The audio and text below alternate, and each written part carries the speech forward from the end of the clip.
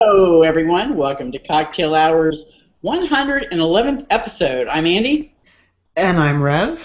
and with us today is the incomparable and always effervescent Colette Moody.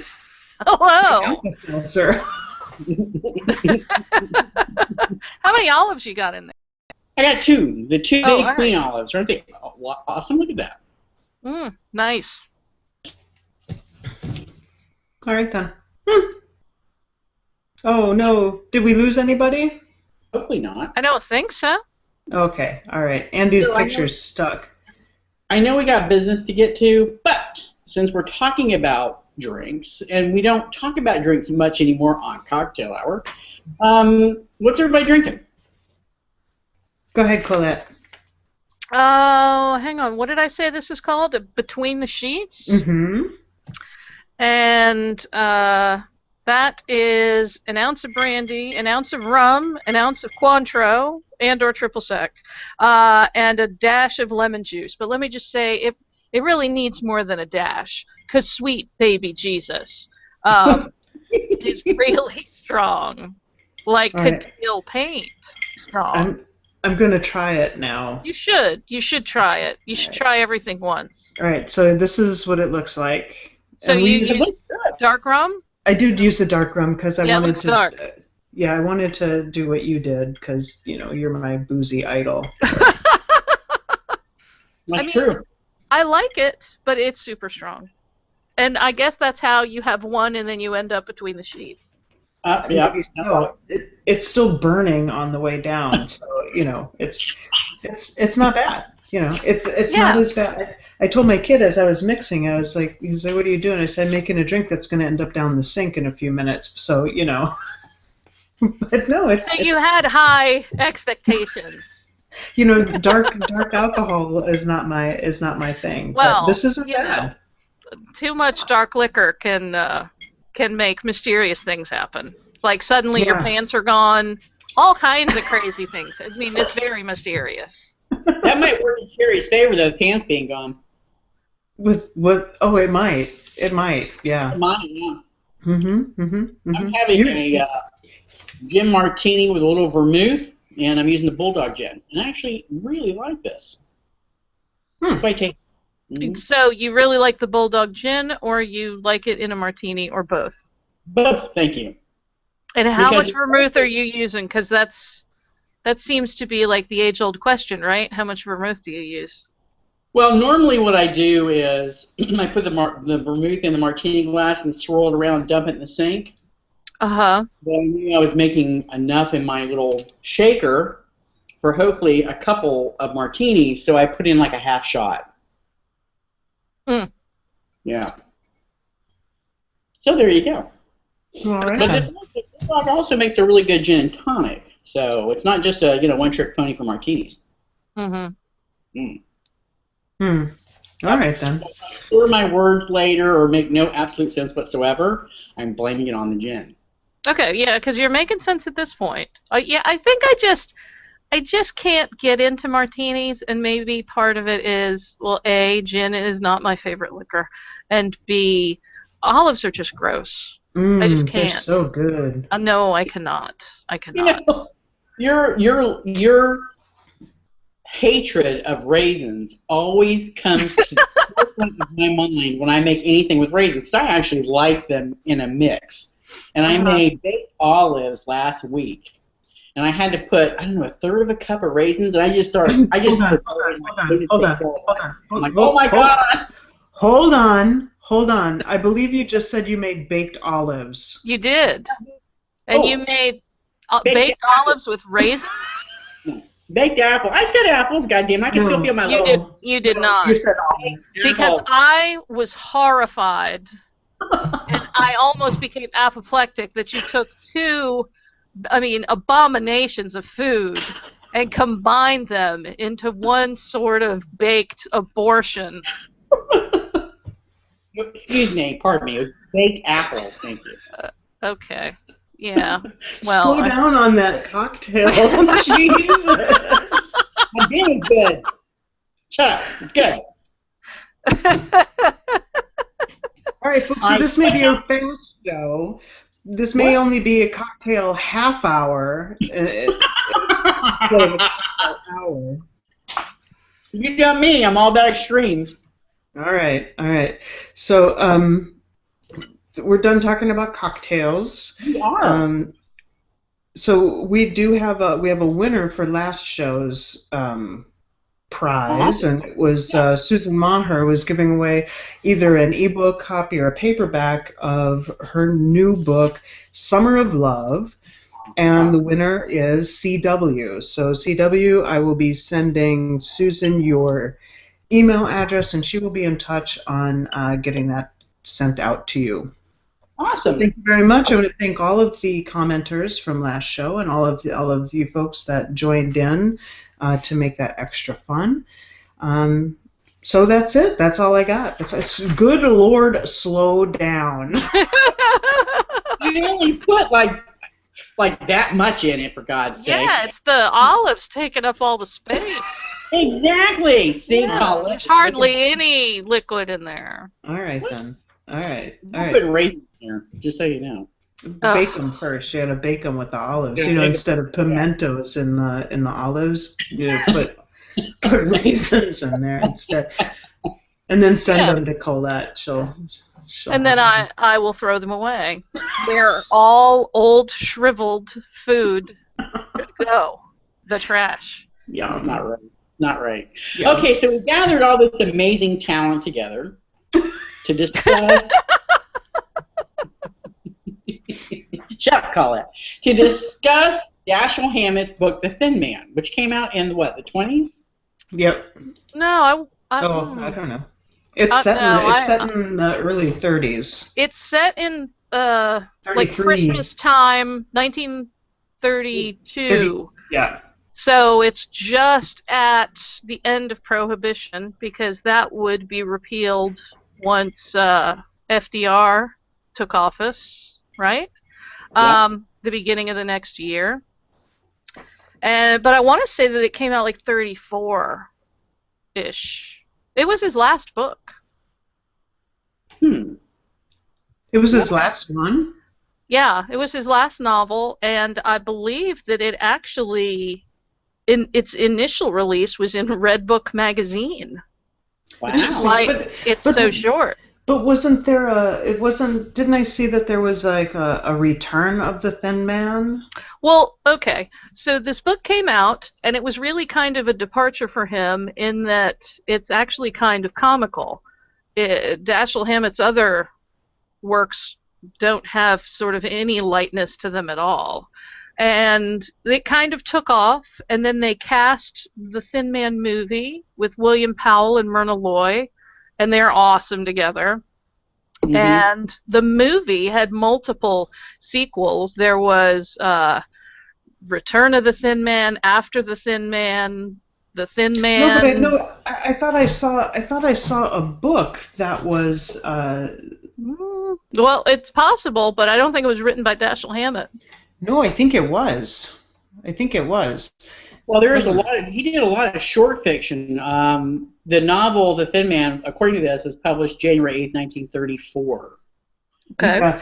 Yeah, and he did Red Harvest, The Dane Curse, The Maltese Falcon, and The Green Glass Key. But he did a buttload of short fiction. And Glass Key would go on to be another super noir film with Alan Ladd and Veronica Lake. Get out, really? Yeah. I like those two. All right. Well, okay, so we have a guest. We have a viewer. It's Adrian. Hey, Adrian. She's Adrian! I'm sure she's never heard that before. Oh my gosh, we were at GCLS in Minnesota, for fuck's sake. I think every time I saw her, Adrian! Poor Adrian. She says, "Shocking, I know, but I'm here just to eat popcorn while y'all talk about something I've never read." And then she's doing research for us. She says, "The Thin Man, 1934, is a detective novel by Dashiell Hammett, originally published in the December 1933 issue of Red Book. It appeared in book form the following month." And she says that she's not heard that joke not once in the last 49 years. Well, you know, I get all my information from Wikipedia, so We know. Did he and/or his father shank anyone? and there's no, dumping bodies in the Hudson. He probably did, because I mean, Dashiell Hammett's claim to fame before he was an author is that he was a member of the Pinkertons. Oh, really? Yeah, that's a lot of people say that he is not, he is not the noir author that his reputation implies him to be, because he really was more of sort of the hard-boiled detective guy himself, because he had worked for the Pinkerton Agency and he had done all that stuff and he wrote about it.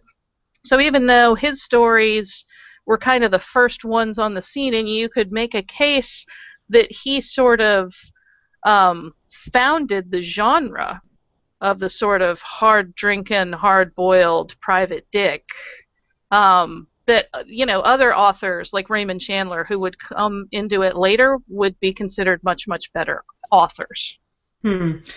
Adrian's getting her info from Wikipedia also. She says that she's got a quote. Hammett said, quote, "All my characters were based on people I've known personally or known about." That's kind of cool. That's kind of cool.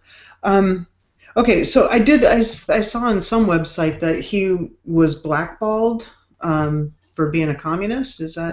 Does Wikipedia confirm that? I saw it on some website that was not Wikipedia, so it could be lies. It has a whole paragraph about imprisonment and the blacklist. Okay. I found that actually much more interesting than the book, but that's fine.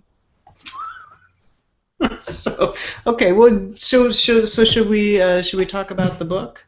Absolutely. Sure. All right. So here I'll read the blurb. Oh, it's very, very. Let's see. What? Here, hold on. Here, Adrian's filling us with information. Hammett testified on July 9th, 1951, in front of the United States District Court. Judge Sylvester Ryan, facing questioning by Irving Saypool, the United States Attorney for the Southern District of New York, described by Time as the nation's #1 legal Hun. That sounds scary. All right, let's. It just says, Nick and Nora Charles are Hammett's most enchanting creations, a rich, glamorous couple who solve homicides in between wisecracks and martinis. At once knowing and abashedly romantic, The Thin Man is a murder mystery that doubles as a sophisticated comedy of manners. All right, then. Oh, nice. Hunter. He was a Hun, not a Hun, but a hunter of communists. That's different. Adrian, you really got to keep up with the answer there. All right. Okay. So essentially, what? Oh, I'm sorry. I thought you were getting ready to kind of need a little injection of my thoughts. No, not yet. No. We gotta do it while I'm still lucid, damn it. Yeah.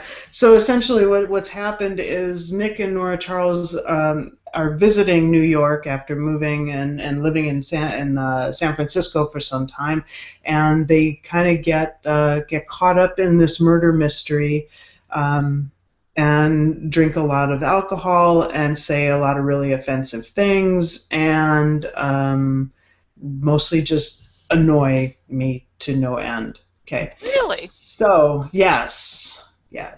Okay. But yes. You listened to it like I did, right? You got the listen to I the did, audio. but I don't know that if I'd have read it with my eyeballs, if I would have felt any differently. But we can talk about that after. We can talk about that. So since you're loose and ready to talk, several olives in. Yeah. I know. My second helping.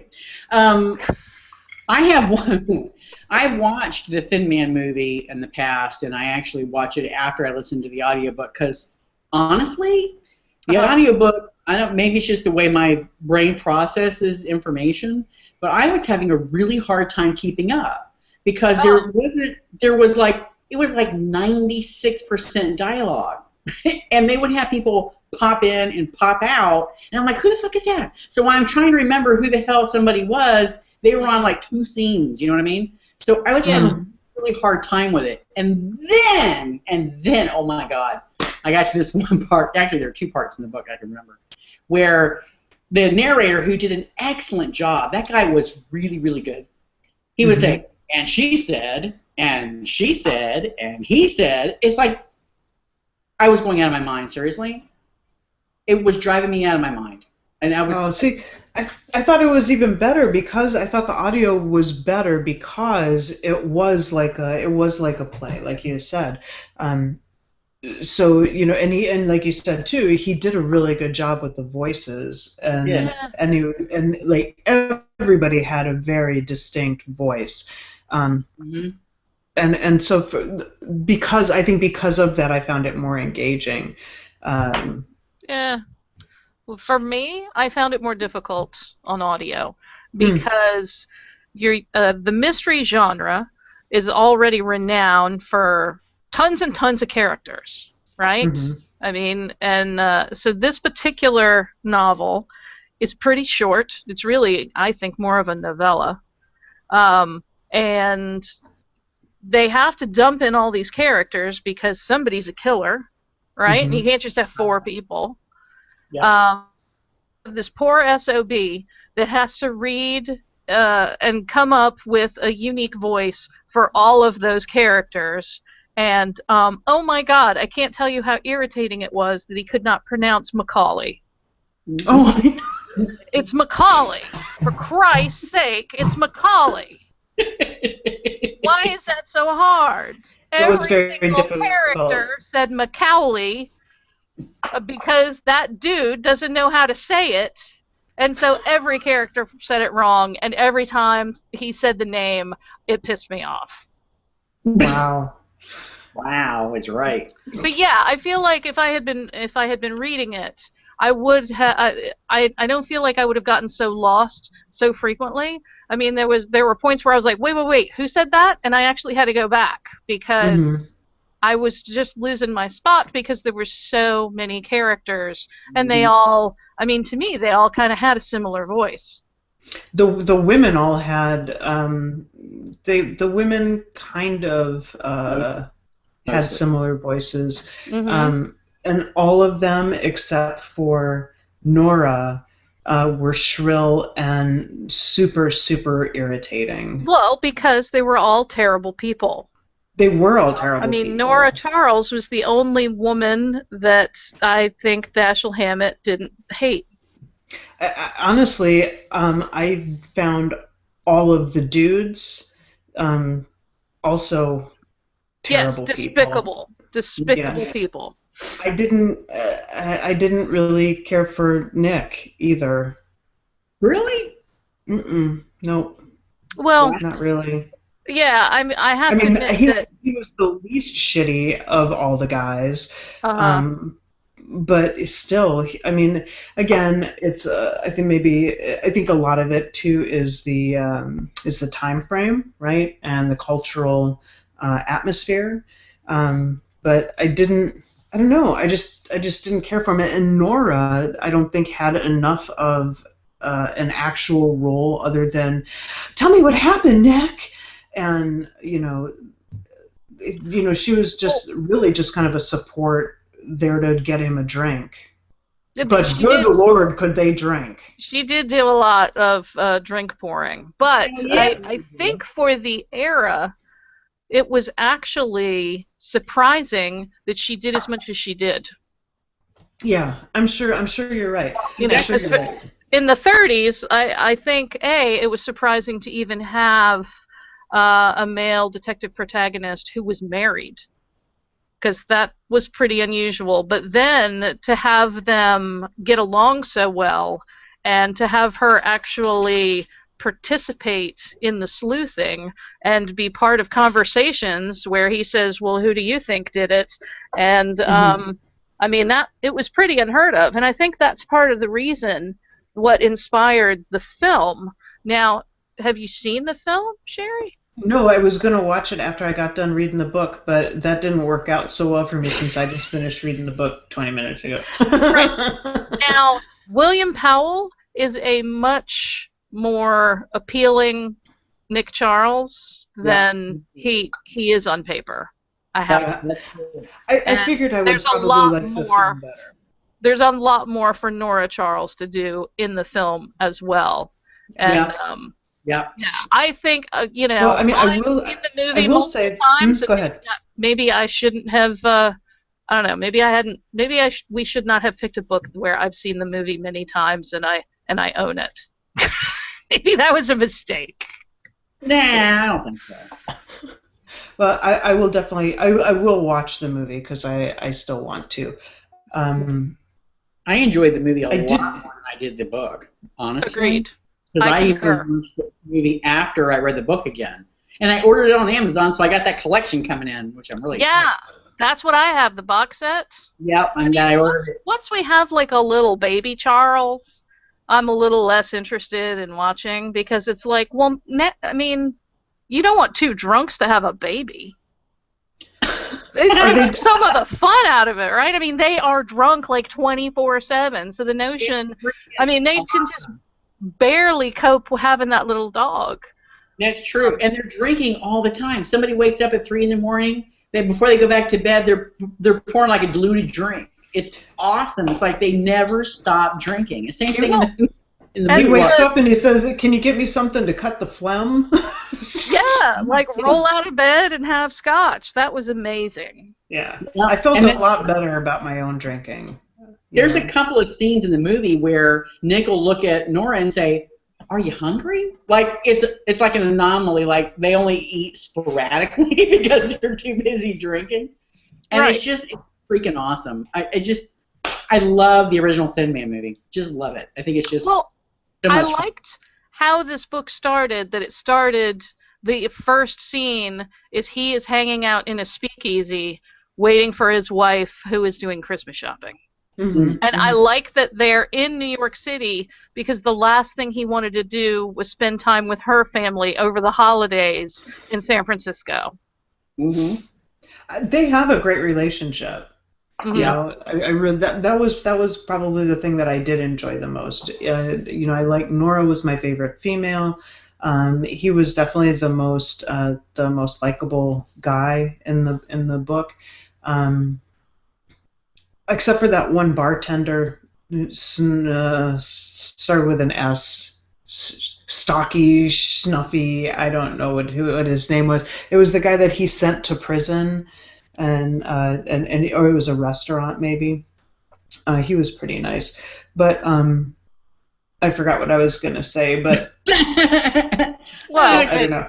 that he was a likable character. Yeah, He it was was a likable. it was I a was just speakeasy.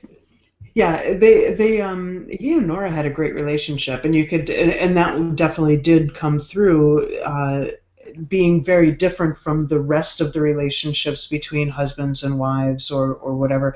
Like the dude that wanted to date Dorothy and she's like, I really don't like him, and he's like, oh, I'm leaving my wife and I'm going to marry you, and it's like, okay, but she doesn't like you actually. So Well, did you guys get a sense for how old Dorothy was? Because we Well, kept yeah. vacillating back and forth between she's just a child, and then we bring her to the speakeasy and we get her hammered, and then there's some dude that's hitting on her heavily, and then she appears in like a nightgown and, well, you're a minor, you must go home to your mother, and it's like, how old is this girl? I just don't know. I thought she was like 18 or 19. Yeah, that's the impression I got. But Yeah. the chick that played her in the movie appeared a little bit older than that. Uh-huh.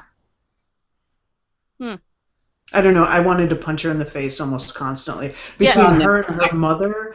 Oh my God, Mimi! I wanted to just throat punch. Seriously, that woman Yeah. was annoying. Nick, why don't you believe anything I say? Because everything you say is a lie. Well, I'm yes, I telling lied a you little, but I'm not lying now. This Except is for right true. now. But not right now. But okay, now too. But no. Nick, are you gonna come over? Come over. I don't care how late it is. That was one thing. Okay, you can call me up, but better yet, just come over. I couldn't imagine going to see people in that way. I mean, give them a call. For what? What do you want to talk about? I got nothing for you. Just, I don't know. Yeah, There's a lot of, yeah. That's on my bucket list to come knocking on your door when I retire, right? And to come visit you out of the clear blue at 1 in the morning. I'm going to bang on your front door. I'll call the police. Don't come banging on my door at 2. I will bring gin, so no worries. I'm fairly certain my neighbors would call the police. There's a crazy person out on your porch with a giant jar of olives. You know who that is? Should I call the police? Actually, yes, I do know who that is. I'll be right down. I do know who that is. So I will say that I didn't know who the bad guy was, who the killer was, until the end. Well, yeah, and I feel like it was almost designed that way, in that I don't think we had enough information until the end. Yeah. So I don't think that this was set up and structured the way that mysteries are set up now, where, there is some teeny tiny little piece of information that you're supposed to glean and be like, oh, it's got to be Madam blah, blah, blah.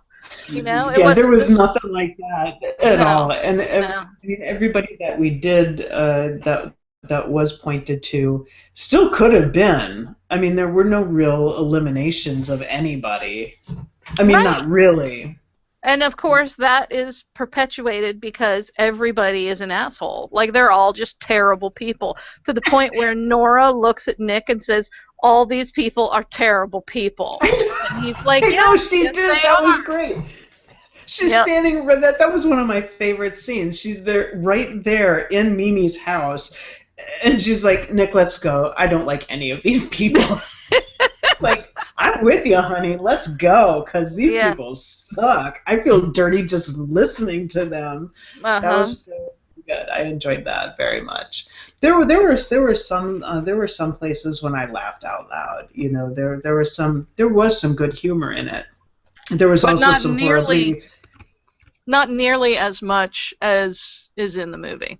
I'll definitely have to watch that. I kind of went in thinking that it was going to be similar to the screenplay, and they obviously punched the screenplay up quite a bit. Yeah, and they also gave Nora a lot more to do in the movie. Good. I mean, she's really kind of a peer in the film, much more so than in the novel. There was some obviously there's a lot of sexist crap in there, a lot. Right, and some racist stuff. There was some racist stuff. When the N-word was dropped the first time, I actually was like, what? Was it in there more than once? No, it was just in there once. Right, but now I think we're to the point where when we hear it, it's like, oh shit! Like, I know. Yes, it's like getting slapped across the face when you hear it now, which I guess is driving. A good thing. I was like, what? Oh. but in that, you have to take it all with the cultural situation, and It took me out. It caught me off guard a little bit, and you roll on. I mean, there was plenty of other stuff in there. Gypped is one of my pet peeves because, and a lot of people don't even know that when you say being gypped is a derogatory term referencing gypsies ripping people off, and so it's just something that I stopped using years and years ago, and every once in a while I'll still hear it, but they used it constantly. Well, something that I still continue to hear, this when somebody goes off the reservation, that rubs me the wrong way too, because I mean that is equally as racist, because I guess the notion that you would have Native Americans who would go off of their allotted land, then they've gone rogue, and they still use that politically, and it kind of blows my mind that nobody has pieced together that that's offensive. Well, Yeah. Donald Trump did when Hillary used it, but then Well, but he wasn't didn't get it. Yeah, he didn't say that it was racist No, though, he just said because that it was offensive to men. a racist doesn't notice when other people say racist things. He's just like, she's a lady, and that was his big problem. That was it. She's Yeah, denigrating She's men. using that term, and she's got a uterus. Mm-hmm. Yep. So we need to put a stop to that. And of course, all this makes me think of Andrew Jackson and the big hoopla about the $20 bill right now. Yeah. No. Speaking of being off the reservation is what I'm referring to. Oh, yeah. Yeah, he is just a horrendous shit stain of a president. Well, I don't particularly care for Samantha Bee, but I did enjoy her. I love her. Yeah, I love her too. What is it? What don't you like about her? I don't know. I don't know. She grates on my nerves. It's like I hear her voice and I hear shrill. So it's really hard for me to concentrate on the words that are coming out of her mouth. But I am so glad that you're not a dude, because that would have been the most offensively misogynistic thing ever. what bothers me about her, and Her voice is so shrill, and she's just meh, meh, meh. drives me nuts. I'm serious. What can I say? Yeah, but what you were getting to was that thing that she did on Andrew Jackson was awesome. Actually good. Which was I did spot enjoy it. on. Yep, that was very good. Yes. Mhm.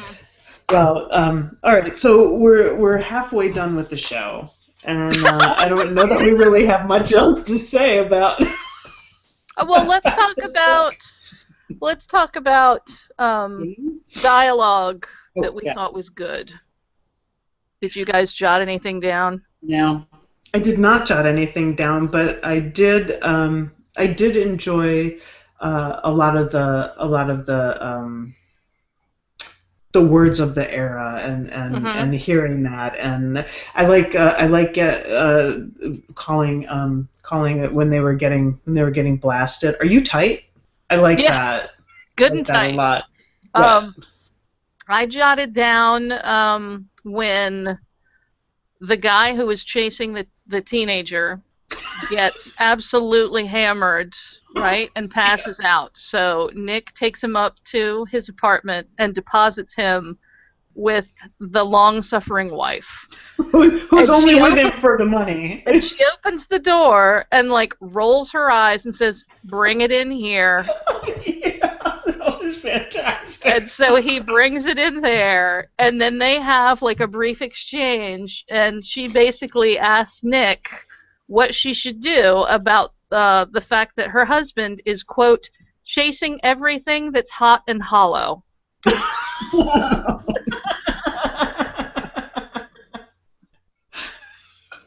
I almost cried from that line. That was awesome. just, like, so perfect. I could see that in one of your books too. Seriously? Yeah, I can see that. Yeah. Hot and hollow. So that, and then the chick who just kept yelling balls. Oh, that was great. Yeah. Balls. Don't say balls again. Balls. And then Dorothy says it after they get her in the house. Right. Mm-hmm. And then there's that point where Dorothy calls Nick on the phone and asks, "How's Nora?" And he says, "She looks all right to me." Yeah, I laughed at that. That was good. I like that one. I don't remember who the players were in the scene. It was in the story as well as the movie, but it cracked me up about the guy that Nick and the detective went to interview, and I don't know if the chick threw the frying pan. And and he ends up dead later. But then and the detective's like, "We didn't come here to watch you two dance around the maypole." That was the other thing that was kind of bizarre to me, is the level of domestic violence that apparently was just fine. Well, yeah. I mean, they were slapping each other around. Nick punches Nora and knocks her out instead of, just maybe shutting pushing up her? and Well, I mean, something. Wasn't that at the point where the guy pulls out the gun, right? Yeah. Yeah, but she wasn't really in any danger of getting shot, and he still punched her in the face. And doesn't she say something like, I was just sitting there being quiet. You didn't have to knock me out, you know? Well, that's how ladies had it at that point. That was just how things rolled. I guess. Yeah, the lady's beating the shit out of the dude with the frying pan. He's slapping her across the face, and the cop's like, hey, I just came to ask some questions. I don't need this crap. That's fine. Yeah. Well, I mean, even if you just go back to the 50s and remember I Love Lucy, how many episodes ended where Lucy gets thrown over Ricky's knee and she gets a spanking? Oh, yeah, good point. I mean, so now we're at the mid-50s, and it is still absolutely acceptable for men to discipline their wives for, whatever, with corporal punishment. I mean, that's just kind of how you handle your household, right? Andy, just put your fist in that jar and grab a handful. We dissing my olives. You totally could fit your fist in there. I probably could. Wait, do we mean in the jar or in her mouth? In her jar. Yeah, no, you gotta put your fingers like that. All right, hold on one second. Fingers are two different damn things. They are. Adrian, I thought the exact same thing. I almost said it. She says, I always thought that was their foreplay, not punishment, talking about Ricky and Lucy. Yeah, you're probably right. I don't think so, because isn't it preceded by her making that terrible noise, that Yeah. I mean, that's not sexy. No. I mean, at least not to me. Maybe there's something wrong with me. After the cameras go off, though, who can say? After the cameras go off, then he gets drunk and goes out and buys whores. You ruin everything, Colette. You really That's my job. Adrian says, going back to the voices, when Andy was talking about Samantha Bee, she says, I work with someone whose voice causes me to log out from work 2 hours early when I have to talk to her. She hurts my soul. Well, I have to admit, Sarah Palin's voice, I heard somebody describe it as similar to the sound of a bandsaw cutting through a bicycle frame. Pretty good. And I have to agree with that. I absolutely agree with that. God, yeah. There is something about her. It's awful. So Colette, let me ask you this. I know that you got a lot of shit going on, but I just wanted to ask you with all of the witty repartee and the time frame.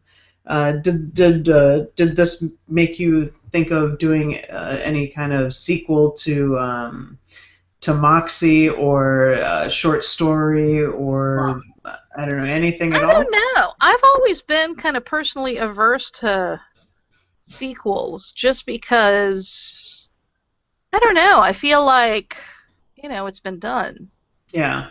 Well, I mean, you don't do anything even remotely close to anything that you've done before. Well, I mean, that's kind of on purpose, yeah. Because I mean, I don't know what other people's process is, but I mean, so I have to sort of immerse myself, particularly if it's historical, in that time frame. While I'm writing, I listen to music of the era. So let me ask you. So you were doing something in the 70s? Is that what you were? So do you wear a lot of bell bottoms and macrame vests and shit like that? I don't wear them. No. You should. But I mean, that would take a lot of trips to the thrift store, I think, would be required for that, because I do not macrame. But I mean, I would listen to a lot of music of that era, though. And once you decide on a year, for example, Moxie takes place from New Year's Eve 1930 to 1931. So that is a really limited time frame. And there's not a lot of music that exists from the 30s. Well, That doesn't sound like someone has thrown a handful of sand onto a 78 RPM record.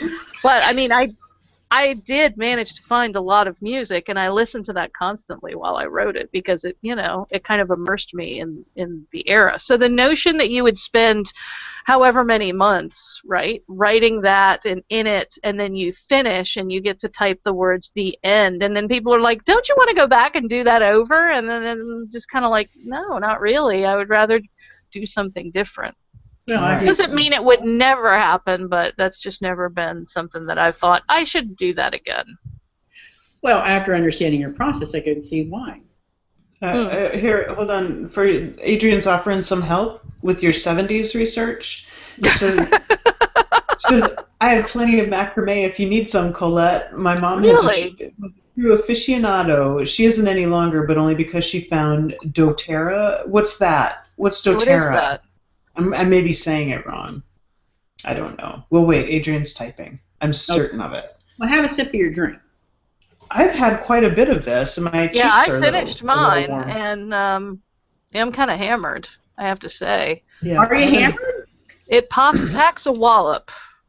Oh, wow. I don't think I've ever talked to you when you're hammered. Well, I think we probably have, and maybe we've just been too hammered to know. I think you're right. I could be wrong. I'm pretty sure that we have. I'm pretty sure. Oh.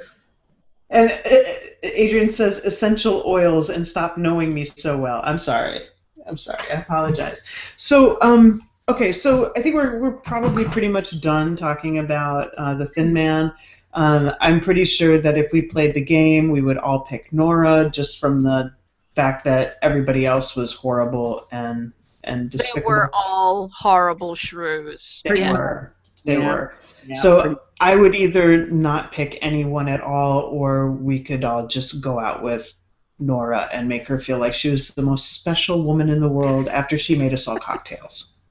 Well, okay, yeah. But I don't want sloppy thirds at all. No. I'm just saying. Maybe we just take her out for dinner and that's the end of it. Or it's one of those things where everybody has so many drinks that you just wake up in the morning and you're not really certain how you got there or what happened. There you go. Nick is passed out in the corner in a chair. That's, Not in the same hotel room, be another chair somewhere else. All right, so, I don't know. Colette, are you coming back in July? Do we have anybody slated? And we don't have anybody in July, do we, Andy? I know we have June. Well, I left my phone over by my chair because it's been like texting and ringing off the hook. But and you dropped it. I'm pretty sure that you broke it. Hold on, I'll go look at the calendar because I know I'm having Barbara Ann. Right. Yes, Barbara Ann. I couldn't think of her damn last name. Right. On the 6th of June.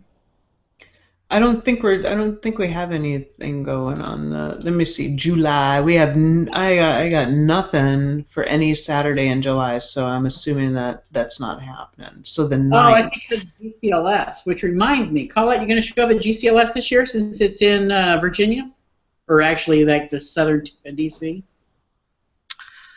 I don't know. We'll have to see what's going on. Come on, girl. Put Laura in the car and come on down.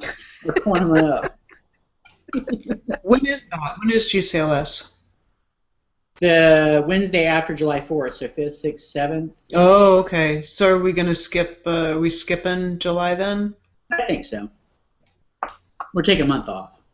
All right, then. You guys should record some stuff with the authors there. I'm not going. Oh, well then, fuck that.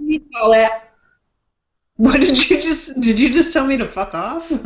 No, I said, oh, well, fuck that then. But I was just gonna say, you should, if you could compile a recorded thing and then put that out as your July. We did that. We did that in back in Orlando years ago. Yeah. We did you not get good response to that? No, we did it. Was it in Minnesota that we did that? Where we talked to, like, was it in Minnesota or was that in, no, I think that was in Dallas. I think we did that in Dallas. I don't know. I think I'm less. I'm don't really care that much. Then. Oh, well then, never mind. I mean, I'm not going to be there anyway, so I mean, we can reevaluate in Chicago. Excuse me, excuse me while I groom myself. Okay. So can we venture off into game land for the last couple of minutes? Hold on. Adrian says, and this is Uh-oh. Yep, that's what I said. That's not good. That's not good. We lost Adrian and... She's there now, right? Well, she may be, but only Cheri can see it. I don't have the administrative rights. I cannot hear you, Cheri. I don't know. She's pointing to her ears. I don't know what that means. She can't hear us? I know I can't hear her. I can see her. I can see her lovely face, but I can't hear her. See, so, Adrian broke it.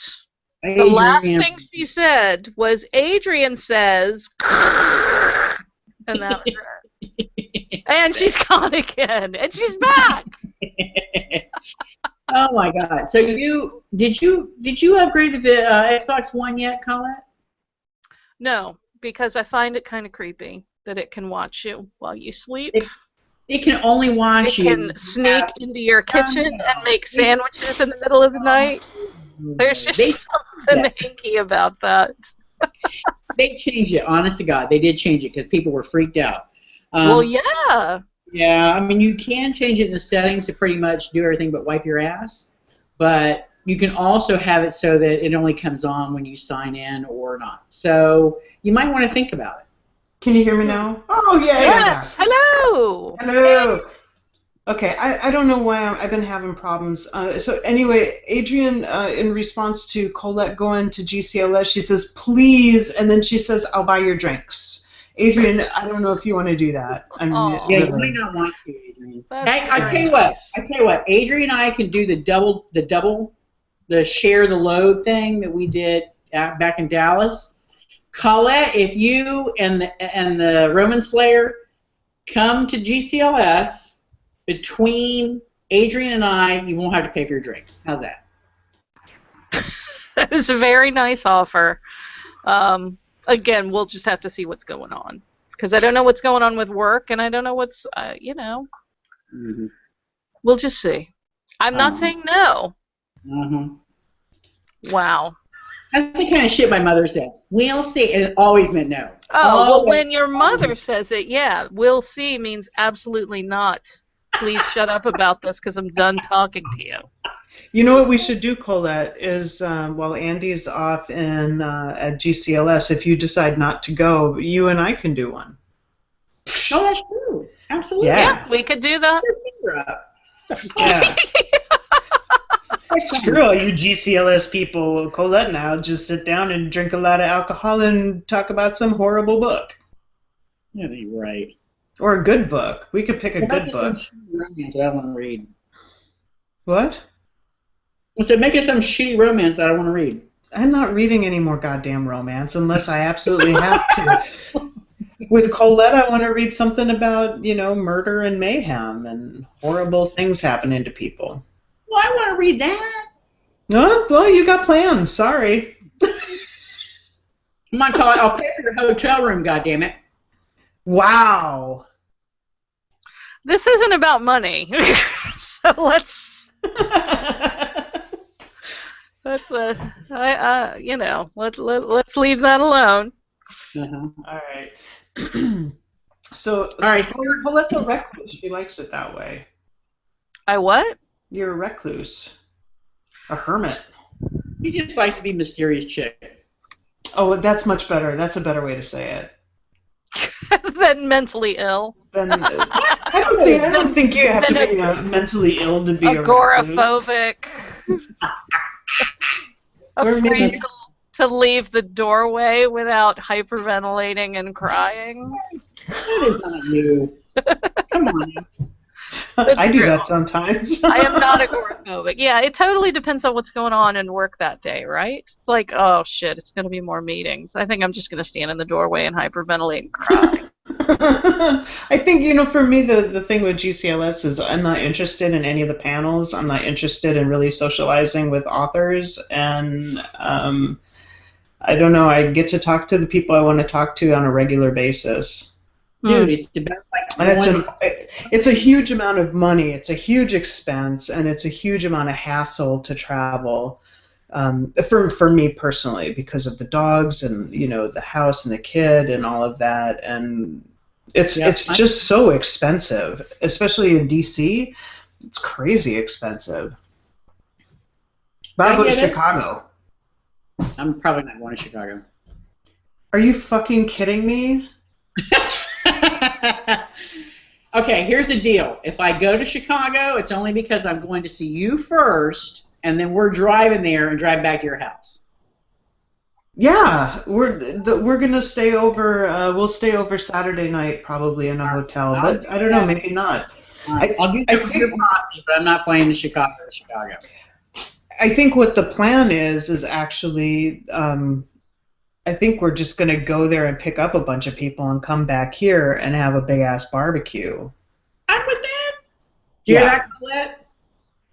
How far away are you from Chicago? It's about 90 minutes or 100 miles away. Really, that's it? Yep, that's it. It's super close. Okay. So if you want to if you want to do Chicago, just come here. There's a hotel down the street. We have one extra room, but it's Andy's room, so. Right. Be offering Colette my room. I did not. I said there's a hotel down the street. I said we got one extra room. It's Andy's room. It's got a little pink flower rug in it. So that's that's the 2017 location? Yeah. Okay. Yeah. So, I think somebody mentioned renting a large car and driving a bunch of people down. We'll go down and pick some people up, and we could just get like some rental vehicle that can fit several people. That'd be fun, actually. Mm-hmm. Yep. I think Susan said she would come hang out. Who, Maher? Yep. Adrienne said that she goes to GCLS for Andy and touring. In NOLA, it was for Gooch. Aw. Well, Adrienne, we're going to tour DC again, girl. So be ready. Have you talked to Megan? Megan is your DC touring partner. I tell you, I had such a good time with Megan the last time we were in DC together, and Nikki, because Nikki was there at the same time. Oh, we had a blast. It was so much fun. And actually, I think, was that the same? That was the same year Colette joined us, I think. Yeah, I went up for the day, and we went to the Museum of, what did we see? Air and Space. Yeah, Air and Space, but I just watched Cheri drop off. That was kind of sad. It's so special. Oh, God. Oh, God. When I tell that story about the Air and Space Museum, you and the Roman Slayer got there before I did. And I always tell this story as soon as I passed the checkpoint, I saw you guys stand there. And it's like we had only talked. We'd actually never met before. Right. I just run right up there and give this like big-ass bear hug. And then Ed starts looking at me like, well, I don't know what to do. I'm like, I give her a big bear hug, too. That's the story I tell. And I just, it was just such a great memory that I hope I don't get Alzheimer's and forget it somewhere down the road. But I really enjoyed it. I did. Well, I wish we did. You can just keep this podcast and then watch it over, and then you'll remember. Yeah. Cheri, are you back? I cannot hear you. I said I wish we'd have had more time. No, I hear you, but I don't hear Cheri. Oh, yeah, I don't hear you, Cheri. I don't. No, I see your head moving, and I see your little lips flapping, but there's nothing coming out, honey. I'm in the Helen Keller right now. Just saying. Oh. No, I didn't say that. First Samantha. I can't hear you. And now Helen Keller. We will tell you when we hear you. Start doing the Declaration of Independence or something. She's like, what the hell are you talking about? Is this her giving up and saying, well, I guess we're done because... Oh, no! changed yet. You know, Uncharted's coming out or already just out. Come on, where are you going? Oh, you and your goddamn internet. Ugh. It's not right. All right, everybody, we're having technical difficulties. We're very close to the end of our show normally, so if Cheri flips the switch and it goes off, yeah, we'll see you on the next show. And Colette, just in case, thank you for joining us. We love to have you on. Did Colette drop off? No, I'm here.